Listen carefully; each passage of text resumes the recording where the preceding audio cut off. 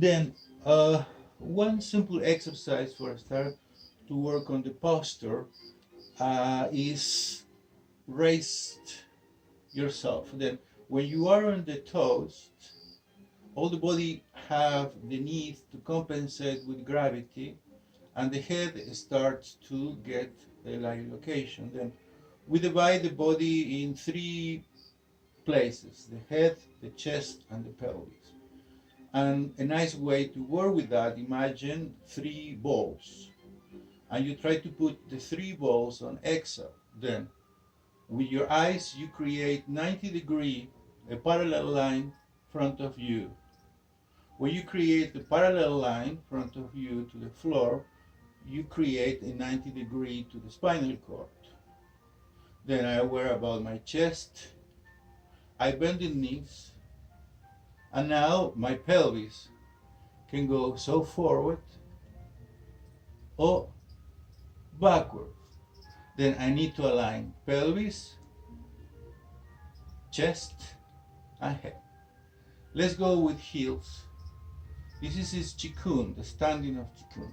Then probably you have more experience with Qigong, right? Qigong. Yeah, this is the standing of Yeah, Qigong. yeah.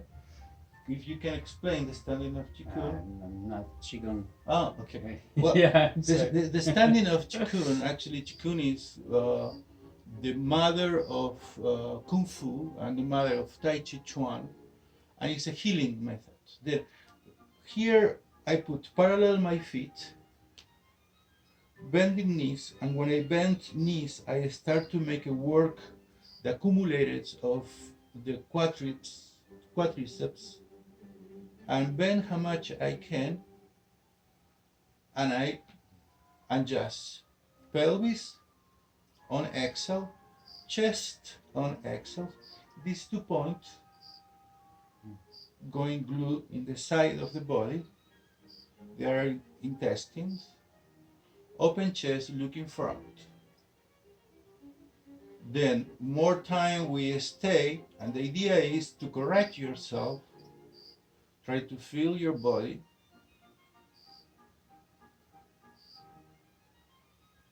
Looking to the right, chin and shoulder. Then I try to organize my chest with my right shoulder for see how much is my torsion, how much I can twist the neck. Then if I cannot twist the neck free, it's because I have my vertebrae out of place. Then the first vertebra is called atlas, the second axis, the third, the fourth, the fifth, and the sixth. They're the cervicals. Then more free you are in this simple movement is because the vertebrae they are in the right place. If you have friction for do that, this can be one of the cause of your headaches. Is your vertebra they are out. And I invite to you, I'm going to promote myself, I invite you to experiment in Atlas acupressure therapy for the neck and shoulders. Then, when I stay in the right, I go up and down. And when I go up and down, I stretch my sternocleidomastoideo. This is a beautiful name for a baby. Sternocleidomastoideo. Then, the sternocleidomastoideo is one of the more interesting muscles in the body because break gravity and working in a spiral way, start in the front of the clavicle and go all around to your neck and finish and hook in the atlas. But these two muscles, these spiral muscles, they go this way, they get short. Then the way to stretch it is going to the right, going to the left, and feel both sternocleidomastoideal and try to stretch it. Again, if you feel a friction, if you feel a tension, it's because the muscle is toxic. Then the muscles get toxins from uric acid, lactic acid for different reasons. One is the digestive system. But stretching and movement release the toxin. We stretch legs, and now try to feel the energy. Then the chi, they call chi in Chinese, or vital energy or libido, now is flowing in the whole body. From this position, I keep it for almost 5 minutes. Correct? You feel it? Mm-hmm. Then the chi is moving, and now, without to bend my legs, I go with blood in the brain. I chain and chest together. I try to relax my neck, and I hang in my neck, using my head weight for stretch my vertebra. Then more time I am in this position, more blood going to the brain. And one of the things happen with headaches and tension headache is the tension in the shoulders. We sit, heels and sit bones, hands on knees, and we sit in this position. Then the tensions in the shoulders and in the neck don't allow to the blood deliver enough oxygen in the cells, in the neural cells. That is, in the long time, can be problematic, can be Alzheimer, Parkinson, amnesia, seizures, strokes, no joke. Then the tension in the chest, in the neck, I use this position again for work on my position, my posture. I need to have my spinal cord straight, and if I want to stay time in this position, I cannot to be uncomfortable. I need to look in comfort. And this is the relation of asanas. In yoga, asanas means of comfortable posture. Then up, opening legs, spinal cord. I start from the pelvis all the way right, pelvis, stomach, shoulders. I try to grab my legs and help the twist, looking up. And I stay 30 seconds, relaxing and breathing, and switch. And I try to work in 90 degrees, twist in 90 degrees. And back. A geometric yoga is designed for use the room, and we try to use squares, parallels, triangles, and circles. Like Kiara, if you can align a square better your body, very good. Using the room, then the idea to square the body with the room is the main idea of yoga, which is be conscious, be present, create attention, awareness. This is the mission of yoga. Then if I use the rune, I am here, I'm now, that is called yoga. Then opening legs. And I try to release tensions between my legs. Then the energy when get stuck between legs, sex energy for being more precise, this energy can create a stagnation in the pelvis, which is the fireplace of the body, and can affect the head.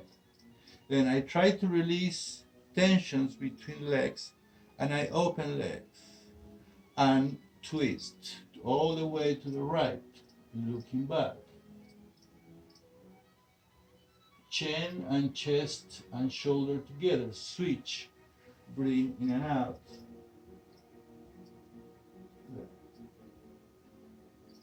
Hands on the floor.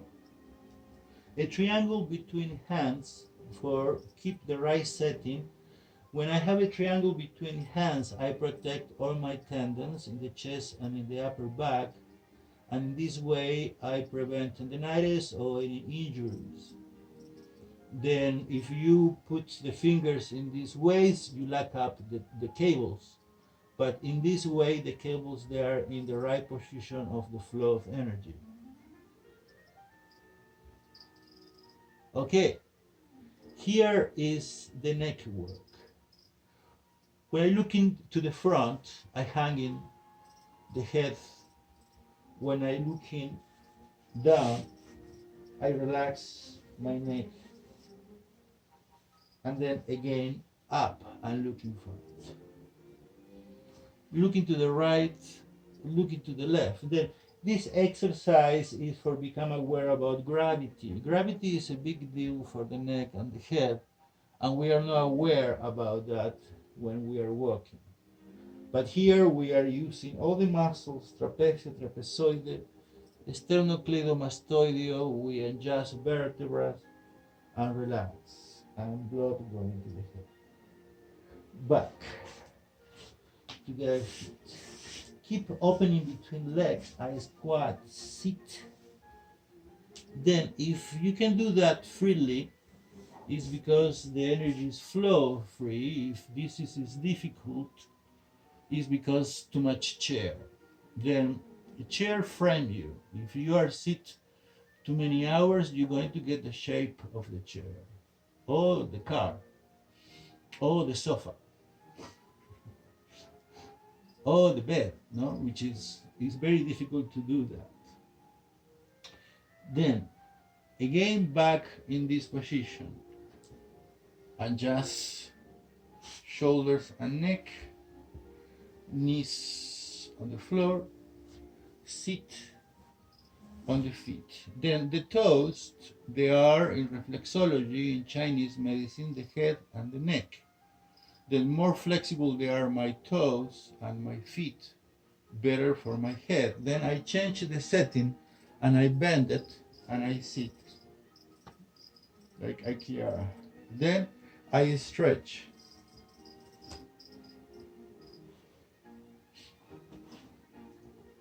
Then these postures we call sacred positions because they are used for meditation and also for self-healing.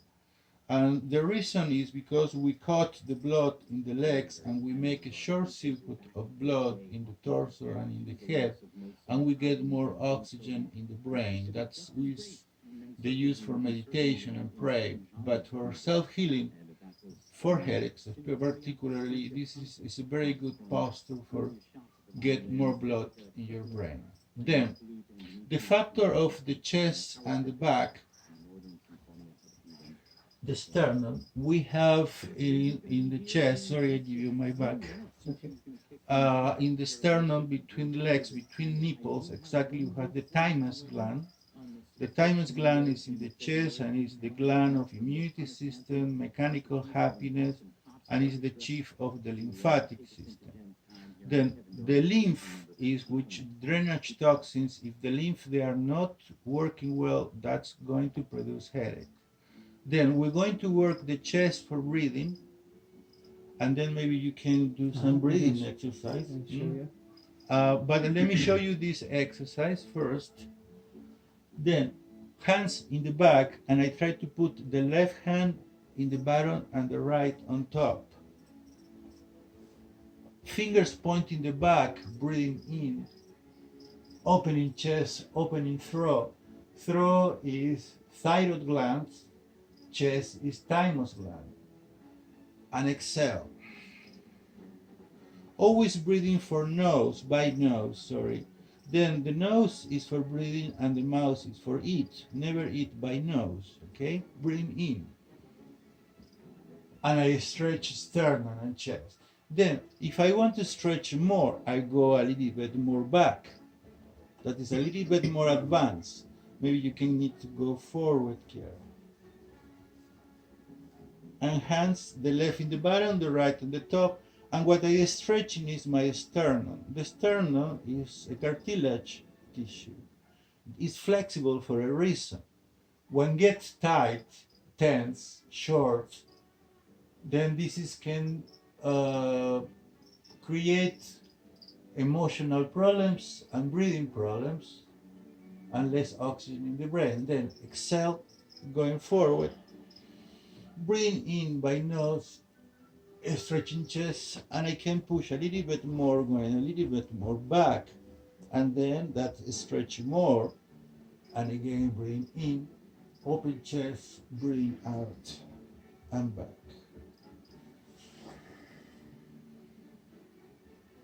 Stretching arms, chin and chest together. Hands bring in the high of your breast, looking up, and exhale, turning hands. Breathe in, breathe out.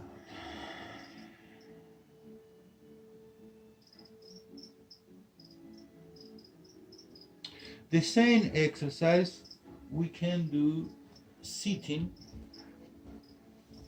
hands in the back, right, breathe in. All these exercises, they are very good for headaches. We squeeze the tensions in the back of the neck, exhale and stretch, and I go a little bit more back and breathe in.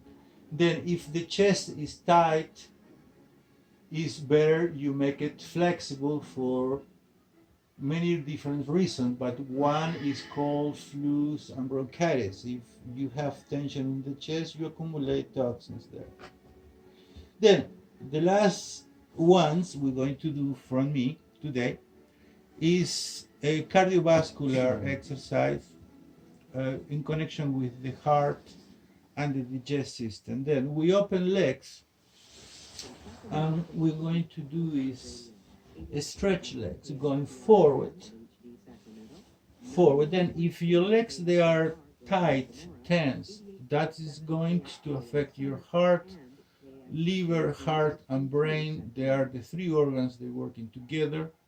When I stretch in legs, what I do is increase the circulation, means the veins and the arteries coming from the heart going to the toes, they are extension of the heart. Then if the legs they are tense, is less circulation.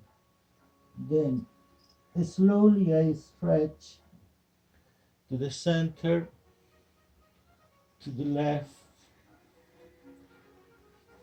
to the right. And if you only can get this high and you cannot to work in yoga for 30 years, then I can go with my chest on the floor because I practice. That is not a secret.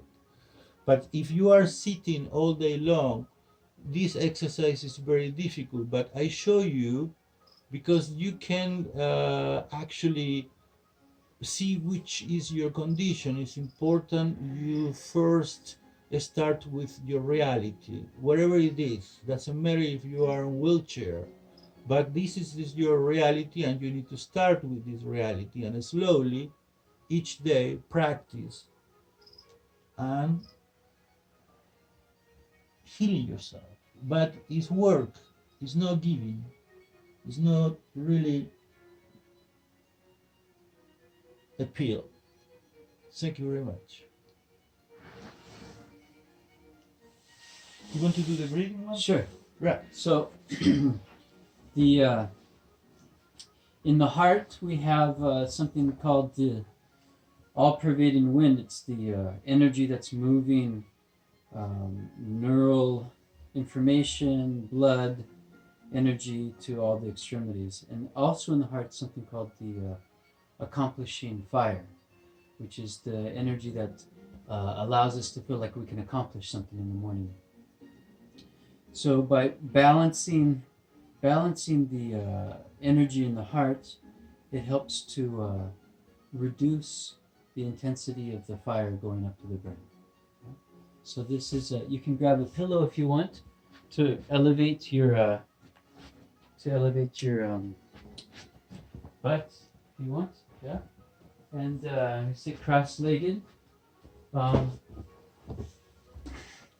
When we sit cross-legged, this also balances the wind down below. We have 5 different areas of the wind. So basically, it's very simple. This is a exercise where we pretend like we're pulling a bow. Yeah. So like this, what we do is first we put our thumbs at the base of the fourth finger, curl our fingers over that, and put our hands out like this. Then we bring them down to the knees, and we breathe in. And as we're breathing in, we're dragging across these nerves all the way up to our heart. We lift the backs of our hands towards the ceiling, knuckles towards each other, and we bring our elbows down very quickly when we breathe out. Then we punch out, okay, and then we move to the left, both hands. We turn the knuckles so they're to the side on the left hand and the right hand, so the backs of the hands are in a natural place, like we're pulling a bow, and we slowly pull the right hand back like we're pulling the string.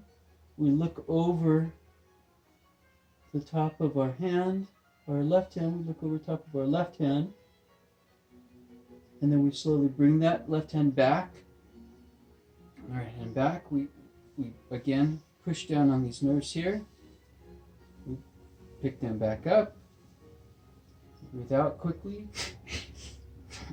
Again, and then we can breathe in. And then pull the bow. And the other thing too is, as we're pulling the string, we want to push against our arm all the way across our chest. Yeah, we want it as horizontal as possible. The back elbow up a little, the front hand down a little, maybe to create a parallel line with the floor. And then slowly bring the hand back. And we push down on here. And we bring it back up, and we repeat. Okay?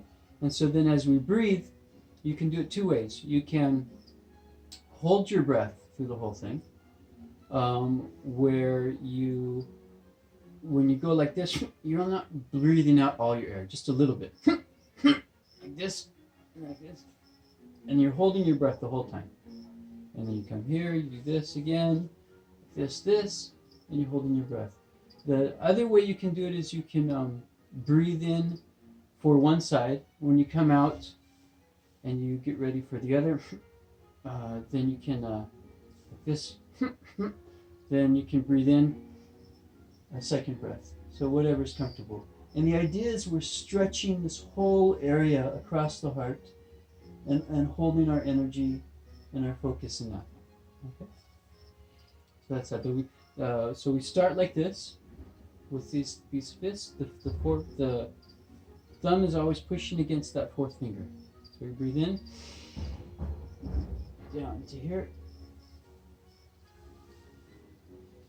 I'm going to drag across your arm and chest.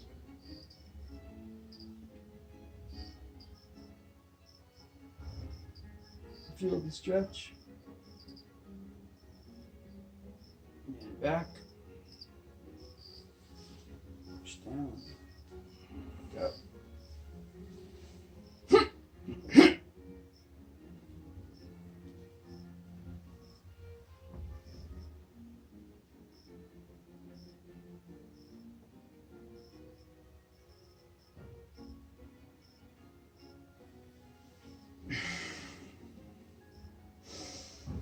We do it 3 times. The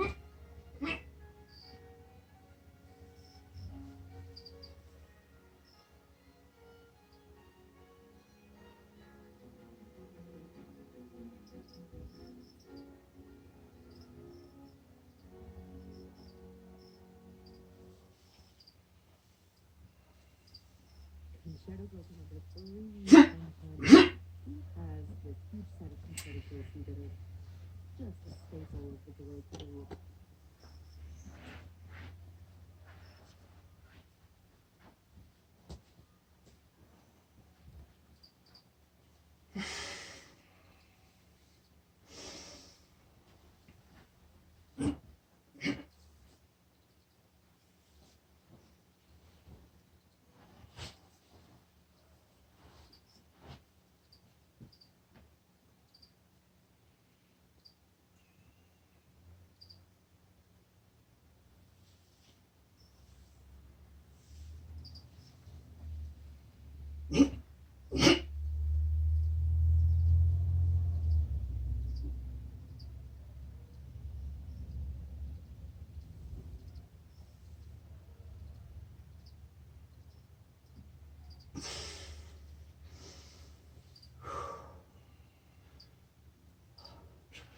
You can really feel like stretching your neck too, yeah?